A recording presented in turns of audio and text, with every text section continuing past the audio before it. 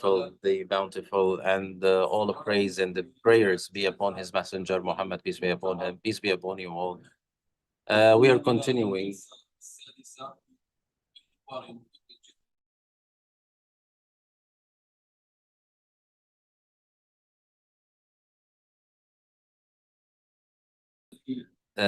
project. This project that established itself decades ago through through influential lobbies all over the world and in all continents. So it's absolutely that dismantling this octopus-like project needs to have a strategy that understands this project for what it is, its strengths, its weaknesses, and that can be used. In this session, we will have Dr. Professor Sami Al-Arian in an intervention under the title, What Approach to Adopt for Dismantling Zionism? We will also have Dr. Hussein Al-Qazzaz in an intervention that is under the title, How Can We Confront Zionism in Our Muslim World? The third paper will be under a legal topic related to the international law and prosecuting the enemy in international courts by Dr. Youssef Houri. Would you please come to the stage? And the final one will be by Dr. Ziad Boumkhla under the title Dismantling Zionism in the thought of Abdelwahab El-Messiri. May he rest in peace. Would you please take your seats in order to start with this session?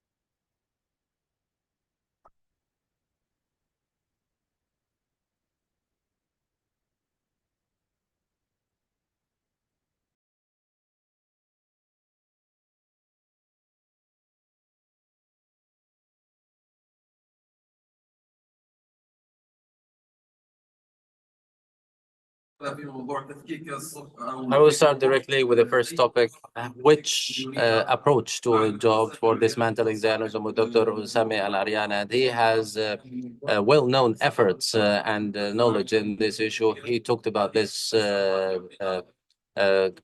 plentifully in so many venues before, and he's going to summarize his efforts and research on this topic. And towards the end of the session, we will have a Q&A session. Mr. Sami Al-Arian, please, the floor is yours. I'm Al-Qazi.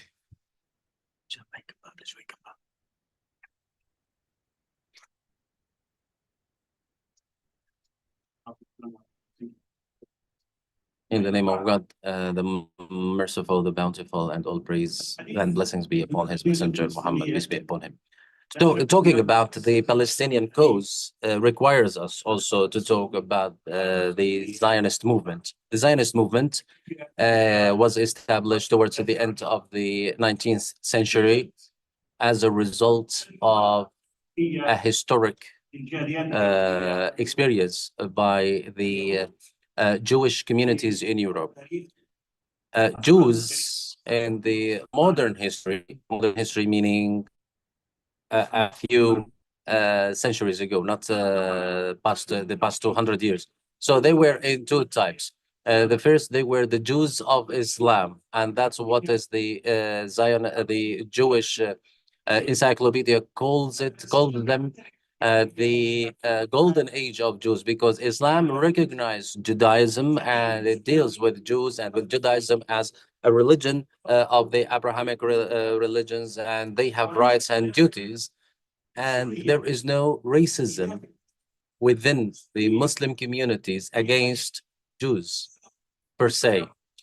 And this is something that has been established since the first prophetic era in the city of Al-Madinah, when the state of Islam was established there, and Jews were part of that community, and they had certain duties and they had rights. The other type of the Jews are the Jews of a Christianity, or which means Jews who lived in a Christian community or societies, and they were oppressed. They were prosecuted, and they were dealt with injustice, unfairness, and they were oppressed severely with all kinds of oppression, and unjust laws were applied against them. Then Europe uh, get rid of these dark ages, and they got into the Renaissance or the Enlightenment age or era, and the Jews were living in ghettos in the different cities until some of the Jews who left or abandoned religion, that this racism is deeply rooted in these societies. So the Zionist movement was established to bring together all Jews wherever they are in the world, and they created a model similar to the modern nation state that came out of Westphalia, which became the model or the paradigm of the world. And this movement started to establish itself within the communities of Jews. So it was a movement of minorities, which means a lot of Jews didn't believe in this movement, and they were afraid that this movement will make their lives harder in the societies that they were integrated in. But this idea met with the colonial ideology, and on top of which was the British Empire, the British colonization that wanted to solve two problems at the same time, getting rid of the Jewish excess in Europe and implant it here in the region in order to keep this region weak, divided, disintegrated, exhausted, that always busy with its internal problems. And then the Sykes-Picot Agreement came, and the Balfour Declaration came almost at the same time. And it was able to build this entity under the English mandate for around 3 decades until they became strong and it stood on its feet, and this entity became able to start. Of course, there are a lot of details. I'm going over those details. I'm just trying to give you the historic context for this issue. So the Zionist project is Western project par excellence, and it's not a religious project, but it took or drew on on religion, because the Jews are a religious group, and Zionism make it an ethnic group. So which means they redefined Judaism. So our approach toward this issue is not that we are fighting or resisting Jews because they are Jews or because of their religion. No, actually, we are struggling and we are fighting them because of this movement that used religion in so different ways. It's not the place or time to mention them. However, what we mean is the aggression, meaning we remember the verses in the Al-Mumtahina surah in Quran, that Allah doesn't ordain you to fight those who didn't fight you in religion and pay them justice, because God loves the just.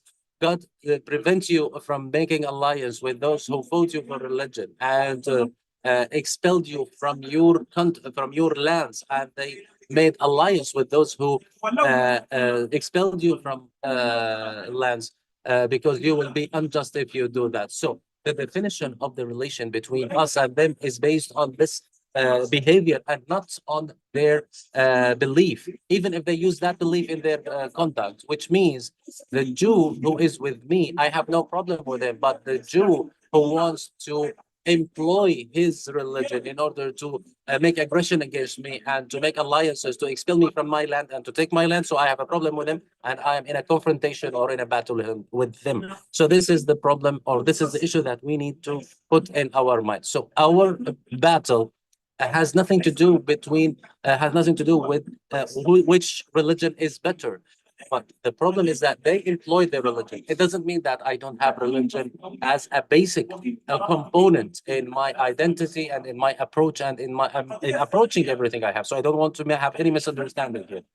The second point is that implanting this entity at the heart of the Islamic Ummah made the Palestinian cause as an essential or central cause. A lot of people don't understand that this has nothing to do with the suffering of the Palestinian people, or because Palestine is a holy land and the land of the night journey of the Prophet and the birthplace of a lot of religions and the prophets. No, the centrality of the Palestine. Because when we talk about suffering, a lot of peoples around the world suffered, like the Syrians, the Somalians, the Libyans, Yemenis, the Afghanis. So many peoples suffered. So it doesn't give any priority to any people over the other, although there are a lot of sacrifices that have been made in the recent years.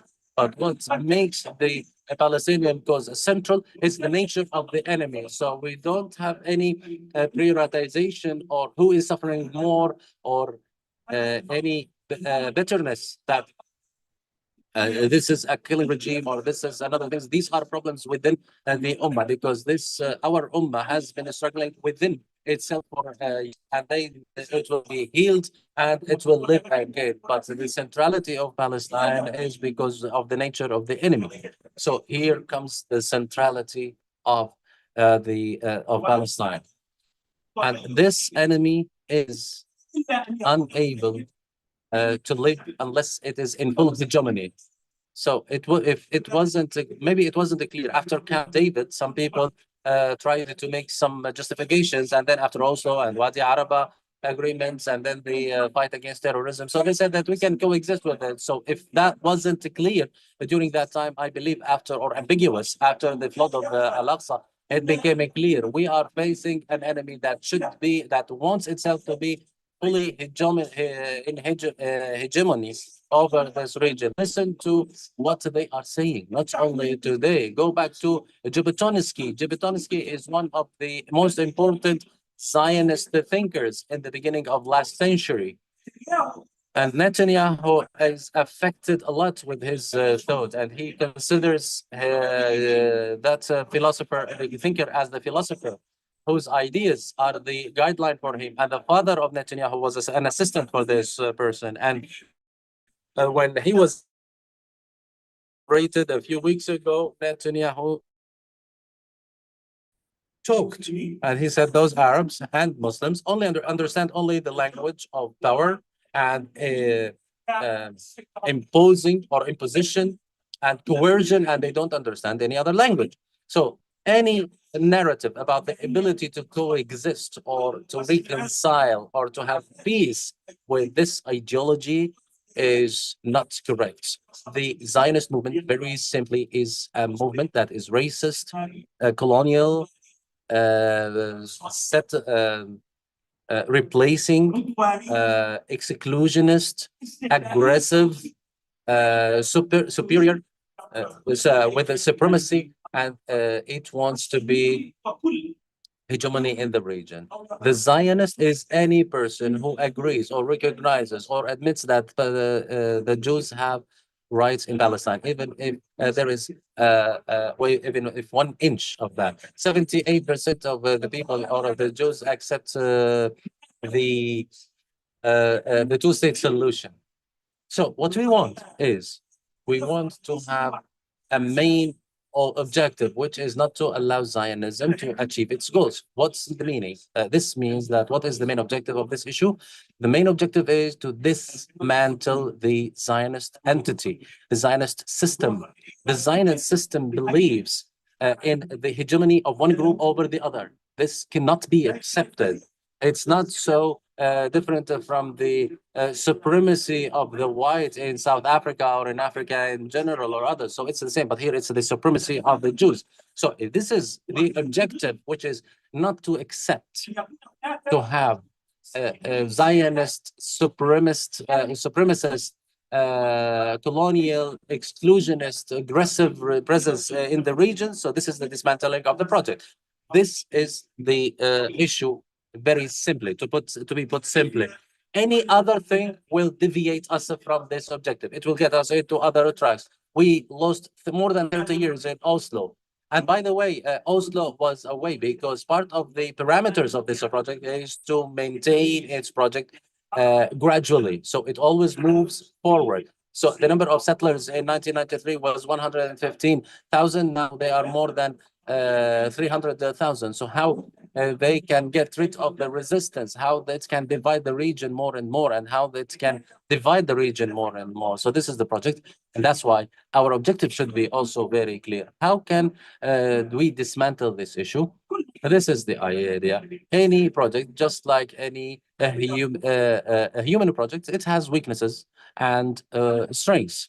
This project, I have put it in, I have put a list of 12 parameters. Those parameters, we can consider them as pillars upon which this house is built. This house, what happens inside that house, all the issues that happens there. For example, the Israeli-Arab disputes, religious, not religious, settler, not settler, old, young, Western, Eastern, all of that makes this house messy, not working well. The electricity is not working well. No, there's no air conditioning. The water is not working well, but it doesn't collapse the house. What makes this house collapse are the pillars upon which this entity is depending for its stability and existence. And in these 12 pillars, you can find that the Palestinians can affect 3 or 4 pillars. So the formula means that we cannot dismantle this entity without the Palestinian people, but we cannot dismantle it with the Palestinian people alone. So it requires the energy of the entire world, not only the energy of the Palestinians. So we need the people of conscience, people of free minds, the free people of the world to stand to our side, because this project is evil for the entire humanity. So today, Palestine is the compass, it is the key, it is the ruler, it is the scale in which we can put all of the efforts of liberation. There is no cause in the world today that can bring the entire world together other than the Palestinian cause. And we have seen throughout the past year, tens of millions in the world that took to the streets for this cause. There is no other cause that to bring people to the streets and to stand with it day after day in order to defend this issue. So today we are in a different phase in this conflict. In the past, we were talking about the Western-oriented Arab countries and the Eastern-oriented Arab countries, and then the nationalistic Palestinian groups and the Islamic groups. Now we are in the global phase of this cause that brings together all the efforts of the free world, or the world that can recognize or differentiate justice from injustice and right from wrong. When we identify those 12 pillars and we can deal with them, we have 2 main tasks in this endeavor. There are 2 main tasks. The first task is supporting the Palestinian people to remain on their land, because if the Palestinians are out of the land, the cause will be over. We will need 2 or 3 generations to get back. So this is something very important for people to understand. But there is another task that a lot of people don't understand, or they don't put it in its correct place, which is engagement with the Zionist movement in all fields, politically, diplomatically, economically, in trade, industrially, technologically, with art, culturally, in the media, in sports, at all levels, in the human field, in the field. Everywhere they have influence, and they are relying on this influence to achieve their goals, just as they unified the Western world and they made it as a tool to implement this project. We want to unify all of these powers around the world in order to create this global solidarity movement that goes beyond the borders of countries, and even beyond the geographies or continents and all fields, in order to unify this work and this effort. I don't have a lot of time. You only have 1 minute left. Okay, so I don't have a lot of time, only 60 seconds to talk about those 12 pillars, but you can go back to that in so many speeches that I've made, and you can find that everyone in this room and outside this room have a role. So it's not only about the Palestinian people or in the people in the field. We are talking about removing the Western influence in the Islamic world. There are so many projects in this world. Those projects, like for example, establishing a democratic country or an Islamic country or an civilizational renaissance, etc. All of these projects should be under this banner, which is engagement with the or engaging with the Israel Zionist movement and removing its influence in our country. We are an ummah that is without any sovereignty, without any independence, and we have seen that in the flood. There are no Islamic movements, except for so many exceptions, that is able to take any action. We are all constrained. And the Zionists and the West and the US and the British influence is able to break any willingness that we have because we are not genuinely independent and because we are not in a state of independence and sovereignty. So this should be the objective, which is the full engagement with all the Western influence. You need to monitor the Zionist influence in all fields in your countries, and all of these efforts should come together. And this means that it's as if every one of you is having a hammer and you are hitting the one of these pillars until this entire house will collapse. And thank you very much. Thank you very much, Mr. Sami Al-Arian, for this summary, which is the result of an ongoing work, and it is very difficult to summarize it in these a few minutes, which called for the return of the Palestinian cause to the global arena.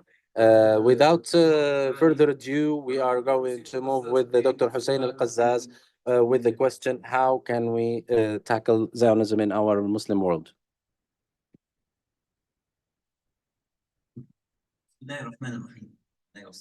Bismillah ar-Rahman ar-Rahim. In the name of God, the merciful, the compassionate. Peace and blessings be to Prophet Muhammad. Peace and blessings be to Prophet Muhammad and his companions and families. And I would like to thank those working for the organization of this forum and for this symbolic contribution we are making.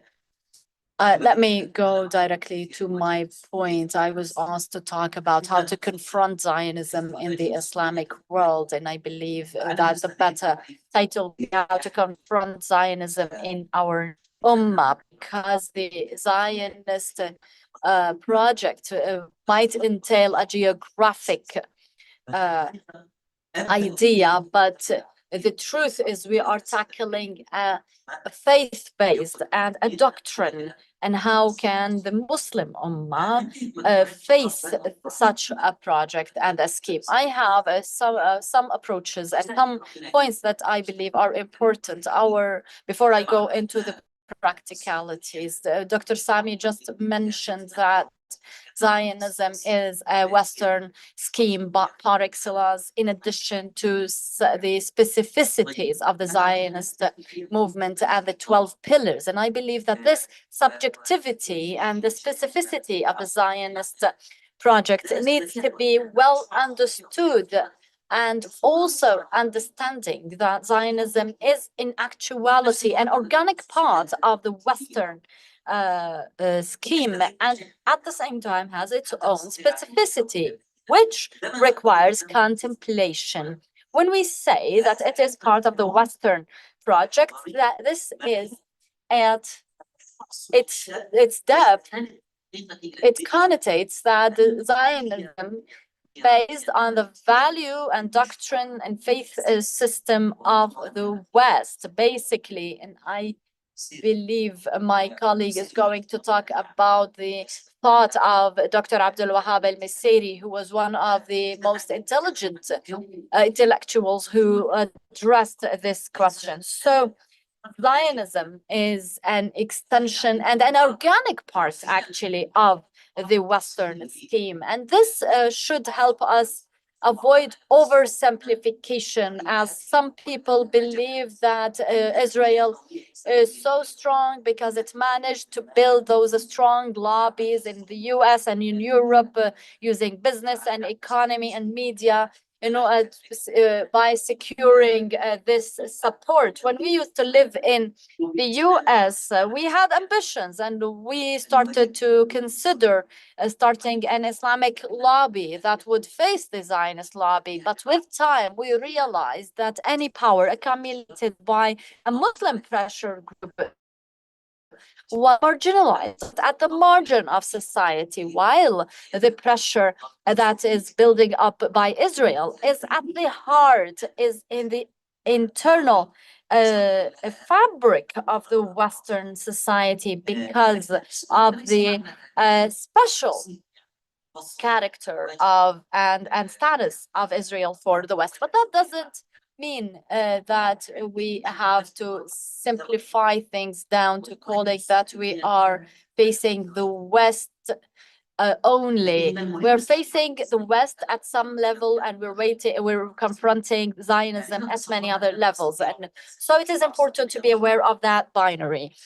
If we can't isolate one element from the other. If we are able to isolate unless we do this holistic understanding, we will fail to dismantle the Zionist project in isolation. And this outcome, which might be irritating for many, brings us to the conclusion that this project would not be failed and would not be eliminated unless we face and we defeat the Western project behind it. So we must not be confused with the two manifestations of the Zionist project, the brutal strong foot aspect of it and manifestation of it in Palestine, which we must confront, but the more profound extension of the Zionist project, which can only be faced through facing up to the Western ideological project. And that's not only because we need to liberate Palestine, but because we're facing up for a secular Western project from a faith-based perspective. So as Muslims, we have the duty to be caliphs. We have the duty to build this universe and to guide it. And how can we agree and subscribe to a Western structure and order that is based in such a corrupt value system? So our inability to defend Palestine is no more serious than our failure to defeat the Western ideological project, because Muslims should not accept to live in a world where those corrupt values and the practices in terms of human relations, the family, etc., take dominance, which have evolved so quickly, so much so that they have taken things towards the abyss. Even in the West itself, the Western civilization is collapsing upon itself because of that value system. I was discussing with Dr. Muhammad Affan before this meeting, and we asked what makes the Israelis act so insanely, as though they believe they can kill us all in order to solve this issue. This reckless behavior is known for civilizations in their decline, in their final stages. And so we are facing a very brutal, a very desperate enemy that is in decline, that is at the heart of our confrontation with Israel, which at heart is a confrontation between our ummah and the Western secular project. So this confrontation between the projects is not a confrontation between the peoples, and it is very important to understand this. Dr. Sami and myself lived for a long time in the US, and we have many friends, and we are very well aware of that differentiation. However, we have the confrontation between the paradigms. We need to understand that our confrontation with the West is civilizational, is a paradigm, at the paradigm level. And the definition of a civilizational paradigm confrontation is that there are two paradigms that are competing to lead humanity. Now, secularism, the secular paradigm does not accept but to dominate in our ummah like it dominates everywhere else. And that is not acceptable in our ummah. So if we take an example at the level of families, and if we look back to the past 3 decades and try to predict what will happen in the next 3 decades, I would like to say that based on what our option, unless we act in this civilizational confrontation, the Muslim family would decline and deteriorate just like it has done in the West.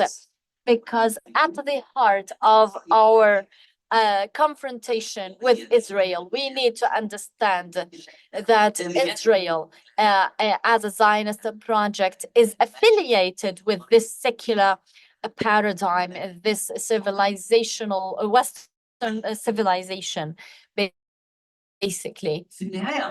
So at the end, I would like to say, if that's the status quo, how can we face or confront Zionism on both levels? As we said, Zionism and the Western order are two faces, but with also some discrepancies. So how do we hold that confrontation on those two levels at the same time? That's such an immense undertaking, and I believe the main point of entry is for this ummah, the Muslim ummah, to build its own agency, its own self-power that will enable it to confront that fierce Zionist and Western project, and that civilizational onslaught, and that is that constitutes a serious threat. And I believe that it is a religious duty at heart rather than a political one. It is at heart a religious duty.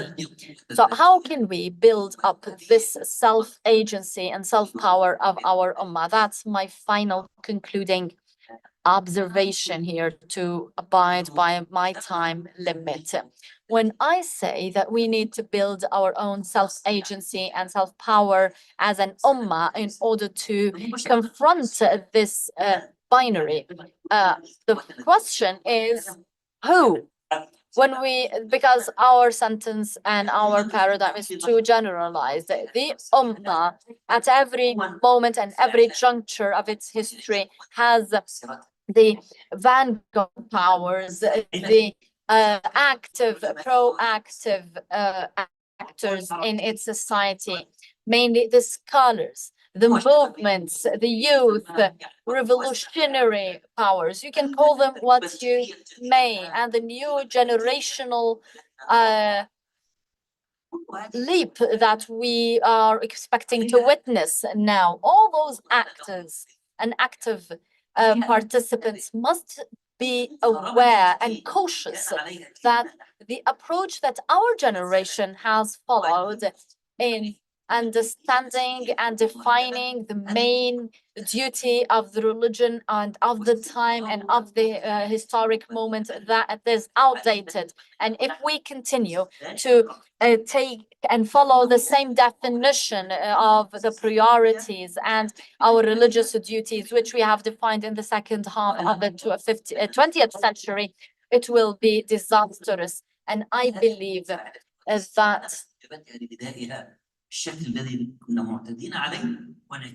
the irresponsiveness and often of the نعرف المهمة الدينية الأساسية للأمة ونحن نرى هذا المشروع الغربي this task of the Ummah and the education that Dr. Sami talked about and all of these issues. We used to say that the Ummah is not able to confront such an enemy. We will not be able to confront this division in our Ummah as we see more than 50 countries that are called Islamic countries. But we can try within each country to do the best that we can to keep the religious practices, the religious rules, but we let's stay away from the state or from governance.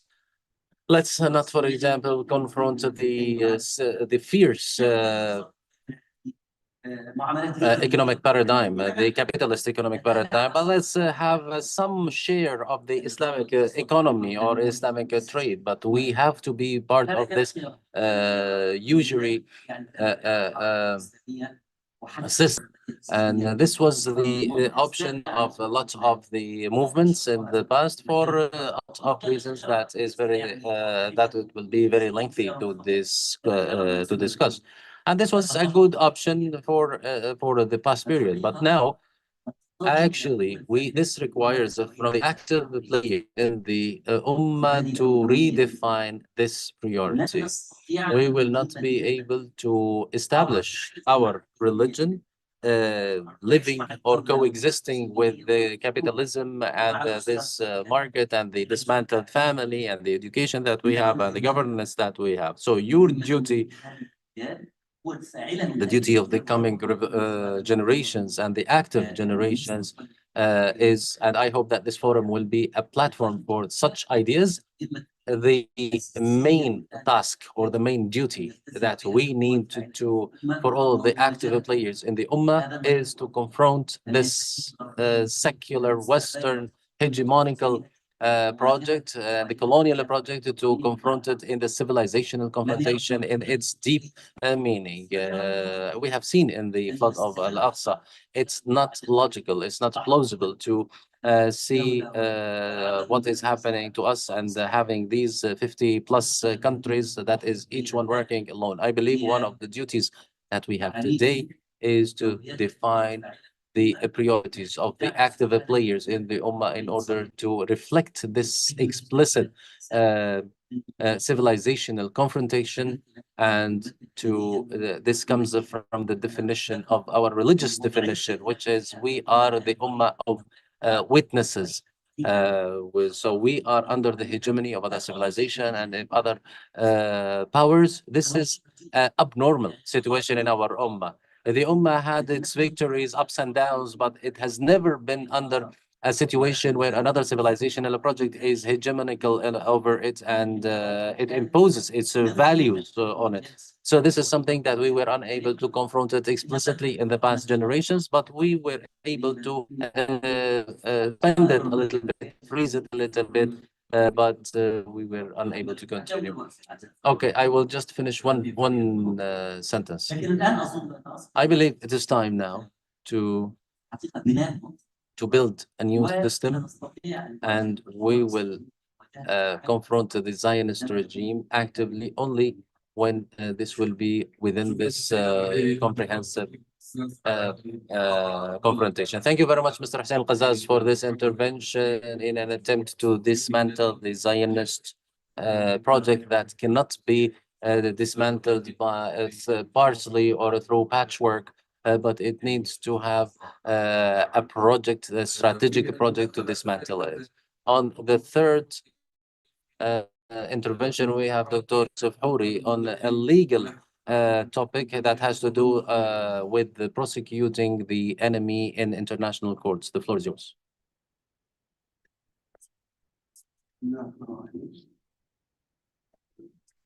In the name of God, the merciful, the compassionate, I would like to thank the organizers for their efforts on the first and second day and the well-organized forum, and I wish them all the success in their efforts.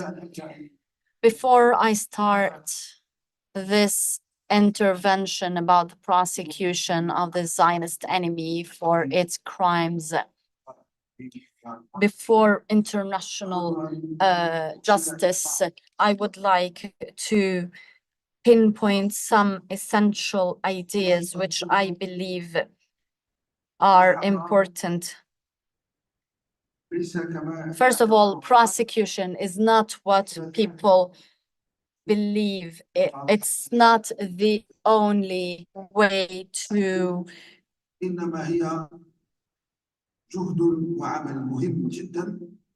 defeat this enemy, but it is an important part and a step, and it is one of the elements and hammers used to confront this usurping entity. And the other thing is that the prosecution we have witnessed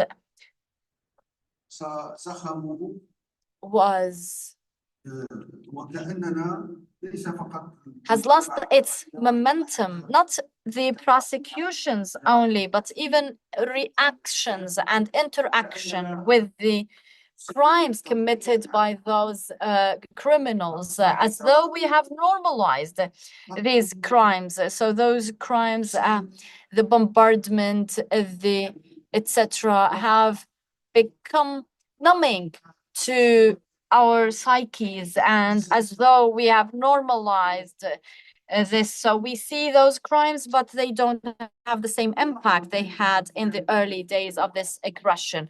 The fourth point here is that there has been and continue to be very many efforts of the free people of the world, including human rights activists and legal professionals and internationals active in these domains. However, what remains lacking is an international coordination committee or commission in order to harmonize those efforts in the legal circles and courts. In terms of prosecuting the enemy for its crimes in accordance with the international criminal law, there are four aspects that I would like to highlight in brief. The first, which is the International Court of Justice, which is a court that looks into cases between and lawsuits between states, and the initiator of the lawsuit must be a state that acknowledges the Zionist entity, and that's what the South Africa has thankfully done and used that path. And the path of that lawsuit, despite all the criticisms, it has embarrassed the Zionist enemy at many points, and most importantly on the 20th of May this year, when the general prosecutor, despite all the biases for Zionism, he followed through and applied for the First Circuit in the court to issue arrest warrants against Netanyahu and Gallant, his defense minister.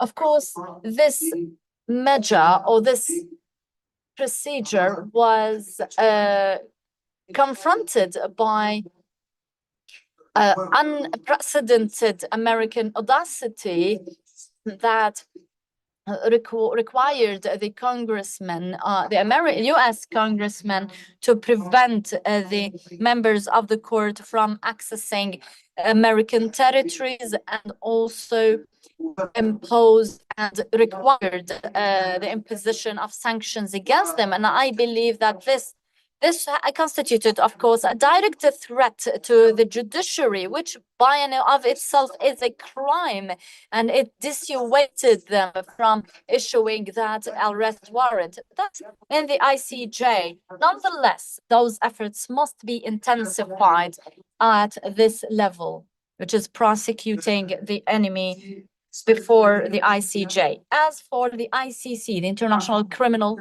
Court, I'm sorry, I was talking about the ICC. Now I will move to the ICJ. I talked about what is South Africa did, but the ICC is a court for persons, not states, and and it has received many memorandums against and cases against the figures of this regime from Palestinians, and so much so that the general prosecutor decided to start a platform for the reception of those complaints against Zionists. There are two mechanisms to use to prosecute this Zionist regime. The first is the universal jurisdiction. We know that for a crime to fall under the jurisdiction of any court, it must be in it must have occurred in its territory or regional waters, or to have the victim on the territory of that state. However, a universal jurisdiction breaks those conventional jurisdiction rules, as jurisdiction applies even in the absence of those basic rules. And this universal jurisdiction, to which many European states subscribe, can be activated through the Arab and Muslim diaspora, and even the people, the communities that believe in human rights and the free people of the world, in order to start complaints against those criminals. However, one thing to take into consideration is that those complaints must be abiding by the law. In other words, they must not be based on media reports or something, but they need to be based on sound professional and legal evidence and foundation, as is well known for legal professionals. Here, I would like to draw the attention to an important point, which is that the crimes of this occupation must not be seen as only from political side. It's about Netanyahu and those with him, but also on the ground, the Zionist pilot and the Zionist soldier who are engaging firsthand in the killing. They are they have the criminal liability. In other words, we can, with the help of the Palestinian victims, to identify those perpetrators, and not only those politicians who appear on media. In other words, the crime is essentially essentially establishes a personal liability, which is one of the basic principles of criminal law. So it is important to identify the perpetrator and at the same time identify the victim and the damages incurred accurately in order to identify the crime comprehensively and for the complaint to stand a chance to be admitted to a court of justice. The final venue I would like to highlight is prosecuting Zionists and their army in the national courts. We know that many, or actually most, and a large number of Zionists have dual citizenships, and many of them hold European citizenships, and a national court will have jurisdiction based on personal jurisdiction liability. It has jurisdiction over any crime in which its own citizen is engaged or involved in the territories outside its own.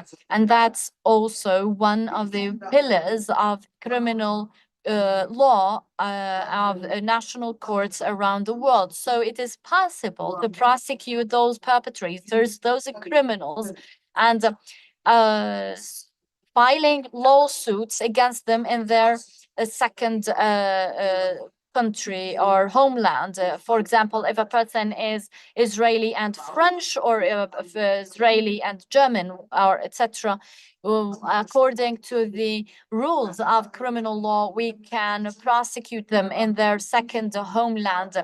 If they are not prosecuted, but they would at least have return of their movement, because as soon as they enter that territory, they would be summoned by the justice.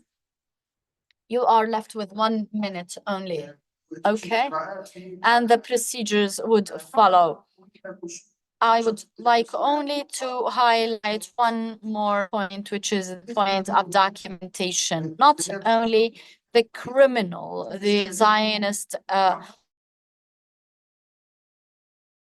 those aiding and abetting those providing it with information and support, they will not be excluded and immune of prosecution. And that's why I would like to reiterate my demands yesterday, which is the establishment of an international observatory to document the crimes of the occupation, not only in media journalistic terms, but documentation of the identity of those criminals and those who have assisted them, and the countries that have sold them weapons, and the media machinery that is supporting them and engaging just as killers themselves. So we need that observatory. Thank you so much. Thank you for your intervention and this brief overview of the legal proceedings that has been stalled and obstructed much, but you have also talked about ways to break through it and see it through. It, of course, is an important and significant pathway. We move to the last contribution with our colleague Ziad Boumkhla about the dismantling of Zionism in the thought of Dr. Abdelwahab El-Messiri, that intellectual who dedicated a lifetime in studying Zionism.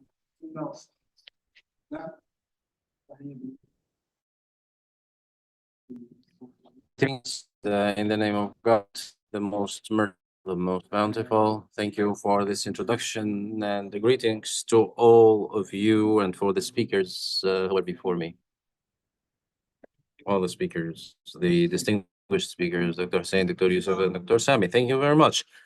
Indeed, it seems that I got myself into a difficult place with this topic that needs an exceptional effort for an exceptional person. When we talk about Abdelwahab El-Messiri, we are not talking only about a thinker, we're talking about a phenomenon, actually, by all standards, because he spent his whole life for this project, and he has led it out in several books. He worked on this issue for 3 decades, and it didn't find its true value in the Arab world. And even in his writings, that even after this project fully grown, he found a lot of difficulties to be adopted by all the parties that he approached, and he couldn't, he only found the Dar al-Shuruq or al-Shuruq printing house to be printed, and after it publishing or it's printed, it didn't find this encyclopedia that he worked on. It wasn't received the attention that he wanted to have in order to establish a project against this movement that managed for over 8 decades to find its way in the Arab world and dismantle the Arab societies and lead the region into a state of instability and doubt or uncertainty, both socially, economically, and politically. Abdelwahab El-Messiri made the new political analysis. This is the approach that he used for dismantling Zionism, and he has reiterated in several places that he have come beyond the critical analytical model that accumulates information and that sometimes has its own biases from a psychological point of view or religious point of view. And he worked on the analytical models that can be an explanatory tool for the Zionist phenomenon. And he has become to a definition that is complex, that has a number of factors and a number of components in order to understand this phenomenon. When we talk about Al-Masiri,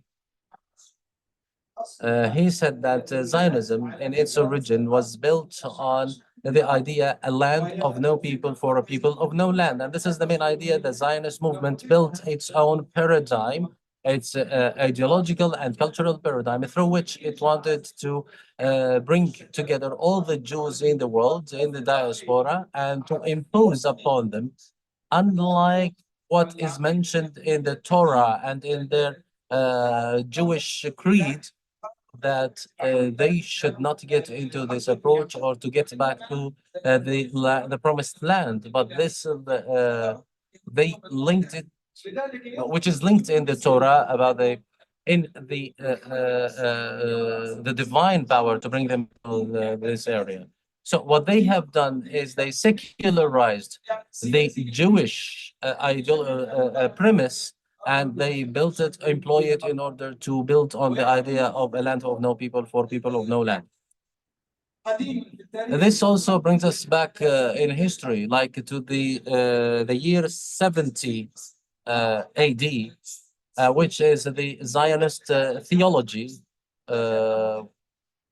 which is, or sorry, the Jewish legend that the Roman ruler, Zeus or Theos, who waged the war against the Jewish leader in that period.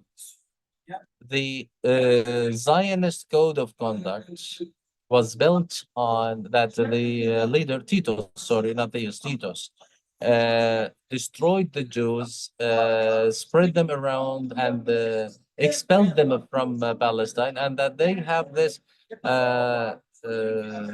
right in this land in Palestine because their presence in Palestine was more than their presence in other areas. So Abdelwahab El-Messiri, thinking deep in history, found that this narrative is not only wrong, but it actually misinformed, and it is also forged in order to create a narrative that helps this. At the first level, Titus, when he waged this war, it wasn't against all of the Jews. It was against one denomination of the Jews. And the proof of that within the army of Titus, there was the second Ajriba king, which was one of the Jews, and it was a war against those who rebelled against the Roman Empire. So, which means that the main idea upon which this rights of the promised land for them, it wasn't because it is a right or there was a war against the Jews. It was only against one denomination that was rebellious against the Roman Empire. At the second level, Al-Masiri said that the presence of Jews in Jerusalem before the collapse of the temple and afterwards, that the numbers of the Jews in Jerusalem are incomparable with the numbers of Jews in Alexandria, for example, which there were hundreds of thousands of Jews in Alexandria, and those in Alexandria forgot the Hebrew and they were talking Greek. Also, the origin of this legend upon which the Zionist movement built its idea, which is the land for of no people, for a people of no land. It is a shaken narrative, and it has a lot of defaults. And it's so Al-Masiri proves that this is unreal narrative. And from that Al-Messiri gets into a very important narrative for Zionists and Zionism, and he says that their vision of history is in disagreement or in aggression to all of the history of the human beings, whether for Arabs or the history of the Jews or history of Palestine, and they are building on a new historic vision that justifies their presence in Palestine. This is the narrative upon which they created the idea of settlement and that they legitimized, which makes the return of Palestine is impossible, and that the Zionism is just a national movement that want to restore the land. So the main idea in this context becomes a deformative uh, idea of history that is against the solid truths of history. Al-Messiri also studied the Zionist society itself, and he said that the Zionist governments, the consecutive Zionist governments, did not manage to prove their history in Palestine. They tried a lot, and they couldn't do that. And here he mentions an important study for Ziad Herzl, the Israeli researcher, who said that all the Torah or Torahic narratives that proves the presence of the Israelis in Palestine is not true, and that the Arab presence was clearer and more explicit in the history of Palestine and Jerusalem, which means that all of these pillars upon which the Zionist narrative was built are false, and they are not true, and there is a lot of deformation and falsification of these issues. In terms of the components or the factors upon which the Zionism was built, Dr. Al-Messiri mentions something that is very important, which is the conclusion, the most important conclusion that we will reach, which was reiterated by Dr. Hussein and Dr. Sami.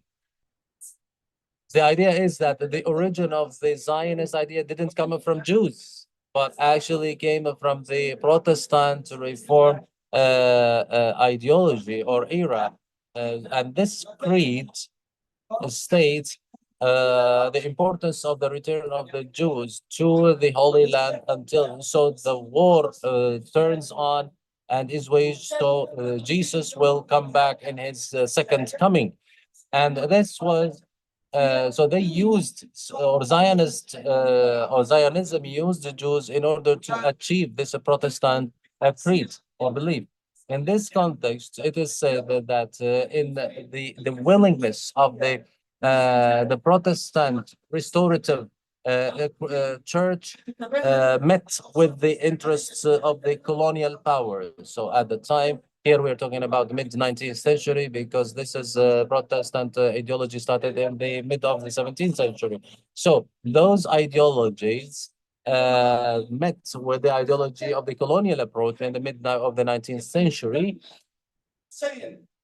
So the idea was secularized and it became an imperial idea and replacing a project, settlement project that will put the Jews or Zionists in this advanced point stronghold from which they can control the Middle East and the world and the Arab region, which is part and parcel in the ideology or understanding of the colonial powers, especially that this region links Asia and Africa with Europe.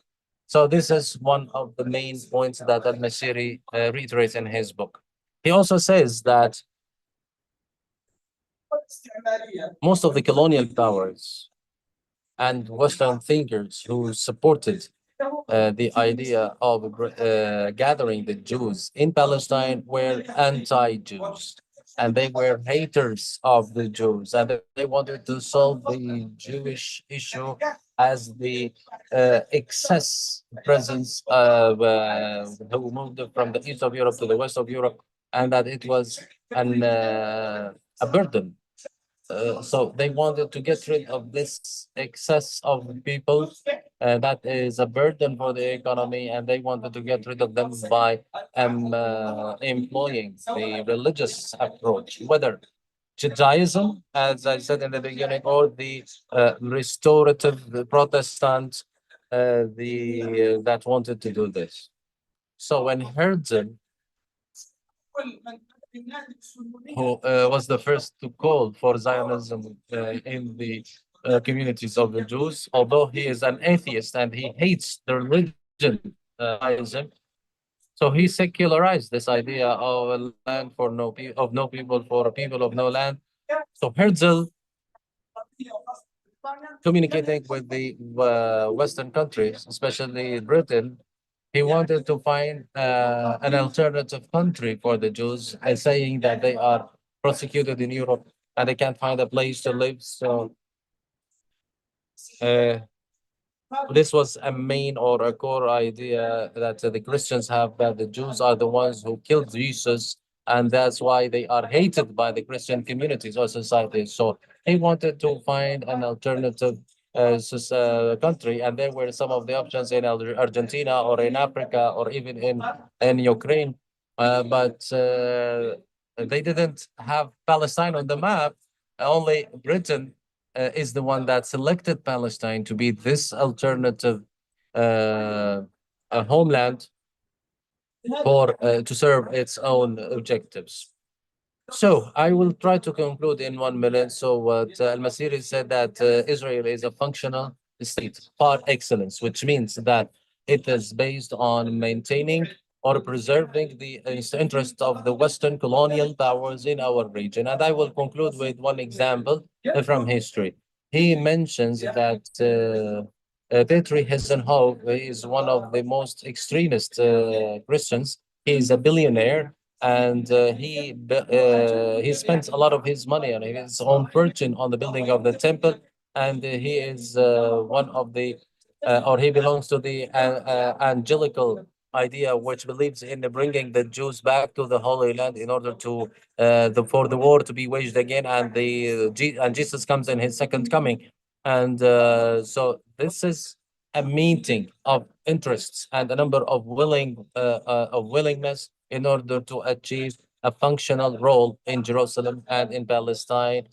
And I believe an intervention of 15 minutes cannot pay this issue justice to cover all of its aspects. So the premise of the or Zionism in its main premise, it is a functional project or a functional state. And now, as Al-Masiri says, we need to ask ourselves, is it only a functional state or is it leading this Western project? And by the way, in the recent elections that Biden won, IPAC were raising the slogan, vote for the latest or the last Zionist American president. And so this is very important, and this allows us to ask this question: is Zionism is still functional as the place or the time it was launched or not? Thank you very much. Thank you, Mr. Ziad, and you have succeeded in this challenge to keep the time and to speak within the time. And thank you for all those who spoke before you. We still have 20 minutes for Q&A. Before that, I would like to tell you that the management of this organization or the conference, they decided to broadcast the speech of Abu Ubaidah that will be on air at 5 o'clock. So we are going to broadcast it here at 5 o'clock. إيه بدك تصوريها؟ هو أعلن أكيد. هل في تنسيق أو Well, that's تعلم؟ well, I don't know if there's coordination with any of the speakers here or it's just by coincidence. I don't know. This is just how it happened here.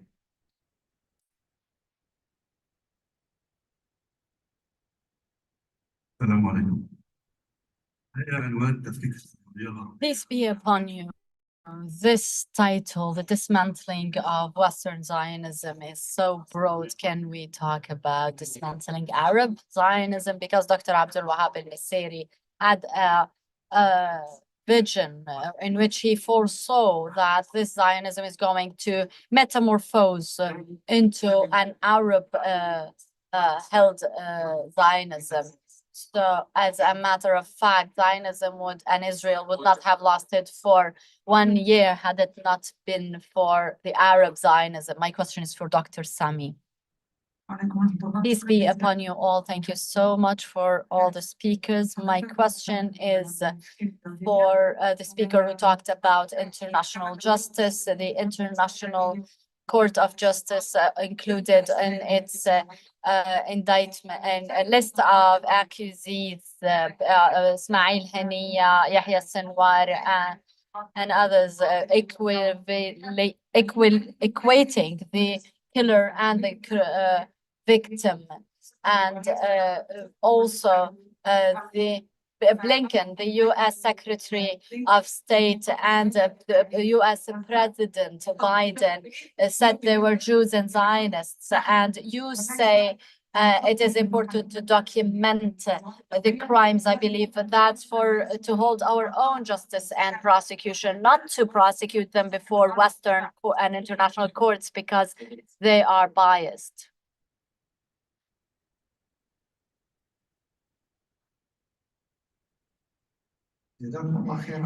May God reward you well for this very important session, and I'm always keen on the final outcome. So let me focus on an output from the legal perspective that Dr. Youssef just mentioned. This issue is extremely important. That's why let's not be taken by the day-to-day and instantaneous events. Let's start to accumulate in terms of these justice prosecutions, and even accumulate compensations through which we can reconstruct and provide for the victims. We can start even from the Balfour Declaration, prosecuting the UK government for promising something that it did not even own. And then we go back from the roots, one step at a time, and have a conference for legal professionals where all legal professionals will be as creative as it may be for us to cover all those aspects of the criminality of Zionism, including what our colleague mentioned about leaders, about Arab Zionism, and we start those prosecutions at the national and international levels. Okay, the sister there, the person in the first row. Thank you so much. There are two questions, actually. First, what is the role of Palestinians inside the occupied territories in dismantling Zionism? And also, how will the discrepancy of change projects in the Arab world affect their unity in front of Israel and the dismantling of Zionism, particularly that those states are at different stages of evolution and have interests that are not necessarily in harmony? I believe we have three questions in the first row, including Dr. Tariq Al-Hashimi, the former deputy president, vice president of Iraq. Before I talk, I would like to commend the quality of this session and thank all the panelists, actually. Thank you very much, because I have heard and learned things that I have never heard before. I thank you so much, and I thank the panelists and the moderator. My question in brief, as my colleague asked about the dismantling of Arab Zionism, of course, you have further complicated the landscape, actually. What we see today is Zionism and Israel. And there are those studies, approaches, previous wars, etc., etc. But that's a clear enemy. When we go in further depth and we find that this project is the offspring of the Western civilizational project. So we cannot face Israel without facing the Western civilizational project, then things become out of hand and beyond our capacity. So before we think about the dismantling of civilizational projects and Zionism, what about the challenges within our own homelands and our own ranks? We must talk about this and address this first before we talk about Zionism and external enemies. The Arab and Muslim societies are in suffering, and after they address that suffering, they will be prepared to face that external enemy.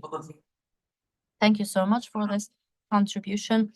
In the name of God, the merciful, the compassionate, my question is for the professor of international law. We have a human rights organization in the UK called the Human Rights Monitor, in which we spent years in order to reach to the right, establish the rights of the Egyptian people. And we also worked on the Palestinian cause. But in actuality, it seems that it was all in vain. So the issue of human rights, I have attended a symposium in Qatar a few years ago, and I met some of the prosecutors and international juries. But it just looks like the international law was not made for all, and the international criminal law is not also tailored for everyone. It was tailored only to appease the West, and as our sister said, it equates the victim and the criminal.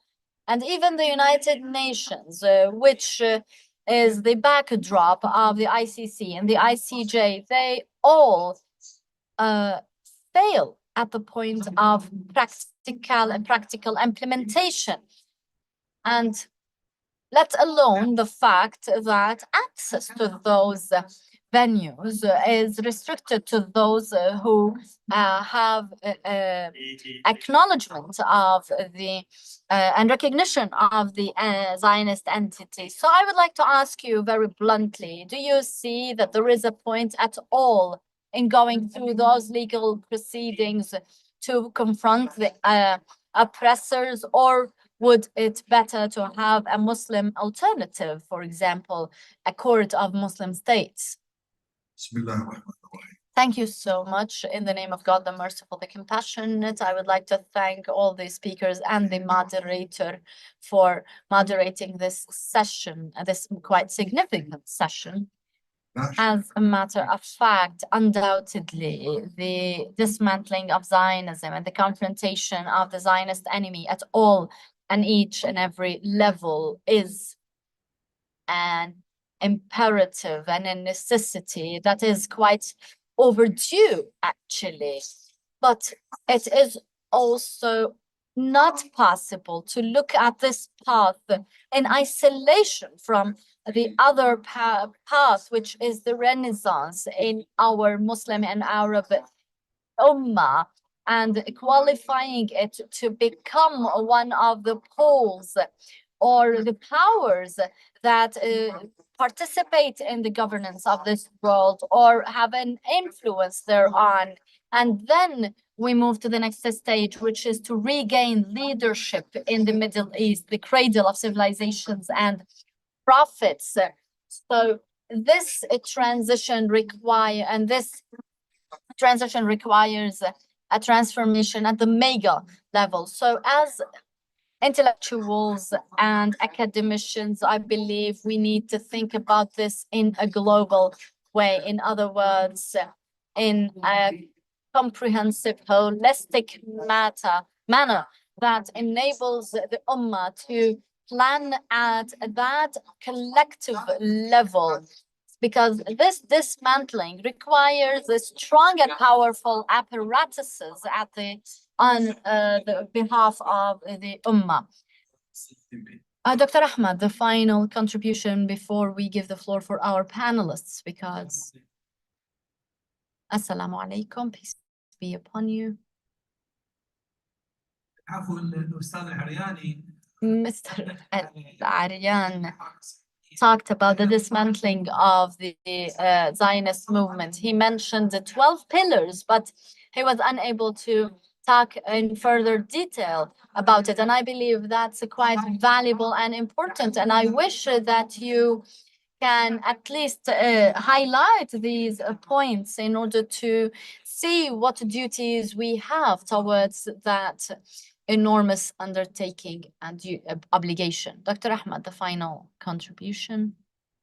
Bismillah ar-Rahman ar-Rahim. I will not take much longer. My question is directly to Dr. Hussein Al-Qazzaz, who posed an important idea that the Zionist entity cannot be faced without facing the Western civilizational paradigm, because you have just put this even further. Now we talked about the surrounding regimes, and then we're talking about the Western civilization. But what is possible and realistic given the current balance of power? And would the confrontation of this civilization be through using the tools of that civilization itself through international courts and venues, or shall we build and develop our own venues and tools? Thank you, Dr. Ahmed, and thanks for all the contributors. And I would apologize for all those who did not have the chance. We are left with 10 minutes, and we are going to give 3 minutes for each of our speakers. No, we have 7 questions. If we divide them by, well, you do the math. I defined Zionism, and I said that a Zionist may be Jewish, Muslim, Christian, Buddhist, a-religious. So Arab Zionism is part, if you understand the Zionist ideology, and if you embrace it, you become a Zionist, whether you are Arab or not. So I address this in one of the pillars. The pillars, in briefly, 2 of them are related to the population. First is the exclusionist pillar, which is identifying Palestine as the land of the Jewish people, and the other is the exclusion of the Palestinian people from their territory. So how can we face it? By decreasing the number of Jewish people in Palestine and support the return of the Palestinian people. This will weaken the Zionist project. Another question posed by one of the sisters about the role of the Palestinians of 1948 is related exactly here, which is to persevere and hold fast. So we must support them with all the requirements to hold fast and continue to persevere on their land. That's one of the most important things, and including, of course, resistance on all its forms. And there are 2 other pillars in relation to the territory, and 4 other pillars related to military, nuclear, and power dynamics. And there are 2 pillars related to international parameters, including the allegiance to the Jews, or the Jews' allegiance. And that's very important, the fact that many Jews are not loyal or do not pay allegiance to the Israeli state. The number, those in Palestine are less than half the Jews of the world, and many of the Jews are not pro-Zionism. So it is important to also decrease the number of Zionism and to sever the allegiance of Jews to Zionism. And the other pillar would be its relation to a superpower, and each one of those pillars would require policies, tactics, and projects to dismantle. In terms of the superpower, the US, basically, this requires a huge undertaking, because that's a central, pivotal pillar at the center of this home, and require enormous efforts to be weakened and dismantled. And there are some other regional parameters that require that we talk about the revival and renaissance undertakings and projects You are left with 1 minute, sir. Yeah. There is something that defines all aspects of our work. It must be the grand strategy. The grand strategy defines where you put and mobilize all tools and energies to fulfill that strategy. That doesn't mean you don't pay attention to other issues, but they all fall and build into that grand strategy. So if we are talking about Zionism and dismantling the Western ideology, that doesn't mean you disregard the other issues. But if there are two priorities that conflict, we want to change a despotic regime versus the dismantling of Zionism. If they contradict, the dismantling of Zionism comes first. We don't have the capacity to address all those issues. There are things that you need to pause and contemplate where a strategic breakthrough and a transformation can take place, not only because so many people have engaged in these undertakings, we will engage with them when they distract us from the main undertaking and project. The concept of power was defined in one of the books of Dostoevsky as cultural, political, economic, and military. And he said that the West is superior in three: military, economic, and political. But what we might defeat them is the cultural. So the prerequisite is not merely material, but we must mobilize all resources, including our immaterial resources, in the confrontation of Zionism. I will leave the other questions for others. I will focus on the questions of Dr. Tariq Al-Hashimi and the brother who asked about another question. I believe there are three important points about this issue, about confronting the West. It's not about the issue of a nation or an ummah that wants to have renaissance or others or any other thing. It is a religious duty that we have ordained by God. So we practice our religion in the practices like prayer and fasting, etc. And we have the overall values in our religion that has to do with the guiding the life of people and governance and etc. So if we are unable to do that, or so we need to know that this is the exception, because this book that was sent by the Almighty God, this is the meaning that it is our Muslim Ummah cannot live as a follower without having all of its power in governance and everything. Now, do we have the power to do this civilizational confrontation? Of course not. So this confrontation is at the level of understanding or being aware of these challenges and finding the appropriate ways to do that. Well, I'm saying that we are having this civilizational affiliation or dependency because we need to be aware of where we are. So now, this question that you have, that we are unable to defeat the other if we are using the same civilization that they have, or the same premise that upon which they build their philosophy. So we can't, for example, build a state based on individualism and materialism, and it doesn't mean that we're going to win, because we are building entities that in all places that should be based on our values, not the values of others. What Mr. Sami said, or as he said, the planning and the strategy and the grand strategy, this all comes under that. And as Dr. Tariq said, Mr. Tariq said that the nation now is in a very bad situation. And Dr. Malik bin Nabi says that how this enemy was able to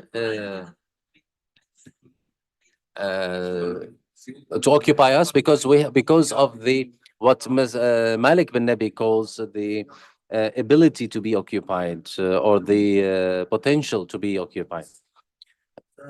I have questions now, the legal questions that were directed to me. I'm going to answer them. The first one is about the plausibility or the feasibility of prosecution. I believe, as in the thinking about the result, is wrong, in my opinion. We should focus on the efforts. So, for example, in Quran, we have several examples about this.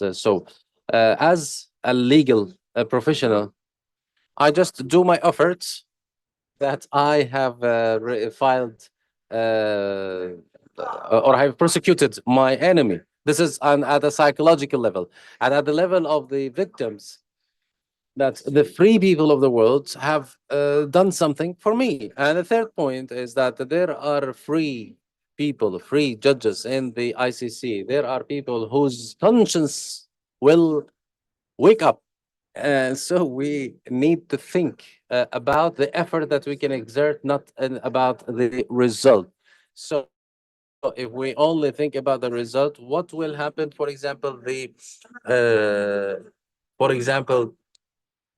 stabbing a Zionist in Jerusalem in terms of this the grand strategy that we talked about. What will this conference do if we think about so we need to exert our efforts and we do due diligence in these efforts and even more than that, and then we can say in front of Allah that we've done our best and the result will be under the providence of God.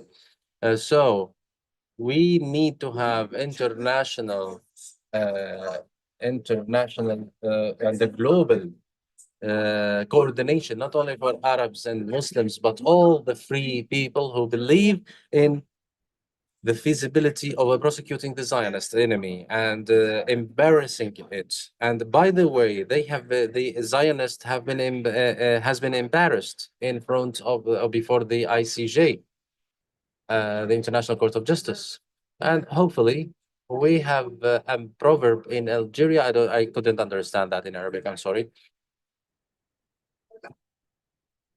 I don't think even Arab speakers understood what he said. So thank you very much. All right, thank you very much. There is an important question that drew my attention. What can we do with the Arab Zionists? And this is a very important point, and I will build on the definition that Dr. Sami has provided about the Zionists in the world, regardless of his or her religion or race or nationality. But there are 4 points. I believe the Arab Zionists, as we said 2 days ago, it's similar or at the same level of tyranny. As long as we have tyranny in our Muslim and Arab world, there will be Arab Zionism, because this Zionism is defending, or those Arab tyranny actually are feeding on this Zionism. Before dismantling the Zionism, we need to dismantle tyranny in our Muslim and Arab world, and then building the reform and the change powers in the Arab and Muslim world. So those movements that have been suspended and that are waiting, and that they are not only because of the formal regimes, now the national and the nationalistic and the Islamic movements, they are all civilizationally affiliated, and they want to remain under the American project. So rebuilding the project of change and revival in the Arab world will lead to the dismantling of Zionism. And we need to have the state, the model state that provides the model of liberation, because we don't have a real or genuine state in our world. So we need to rebuild on building on the geography of, as Abdelrazak said and Dr. Sami, in order to select the strategic place upon which we can build a model, role model, and or the successful model. And finally, the last point, dismantling the Zionism can go directly through tackling the sectarianism in our region, because it affected the flood and how it could have taken away the achievements that were made in the resistance in all of its fronts. Today, the actual challenge that we have as thinkers in order is to put the entire ummah in one pot, melting pot, and to work together. Thank you very much. Thank you very much, Mr. Ziad. There is only one point Mr. Sami wants to make. I just want to reiterate one point because I might disagree with some of the colleagues, and my colleagues disagree with me that if the ceiling that we are thinking of is dismantling Zionism and the influence of the West, so all of other plans or projects are under this ceiling. So focusing on that issue as a precursor for the dismantling of Zionism will not be achieved. All of our achievements or our trials in the past were in this. So we need to change the track and we need to change gear. Actually, we need to think about this. It doesn't mean that we can't focus on two projects, but it should, if it's under this ceiling, this requires details and a deep discussion that we don't have time to do. But if we go back to the same system in order to have one state, and then we have a civilization in a form, and then we go to dismantle Zionism, I believe it is completely the other way around. Thank you very much. It's a very interesting topic. Thank you for your interest. And with this, we will finish this. We will close this session. A speaker in the room is saying that both should go hand in hand, fighting Zionism and fighting tyranny at the same time. As Dr. Sami said, that it needs deep discussion and maybe a special discussion. Thank you very much for your time and for being us. We maybe have 1 minute with Abu Ubaida, who will be online or live on TV on a special remark today on the anniversary of the 7th of October, or the flood of Al-Aqsa that surprised the enemy and embarrassed the enemy and incurred the enemy with so many losses.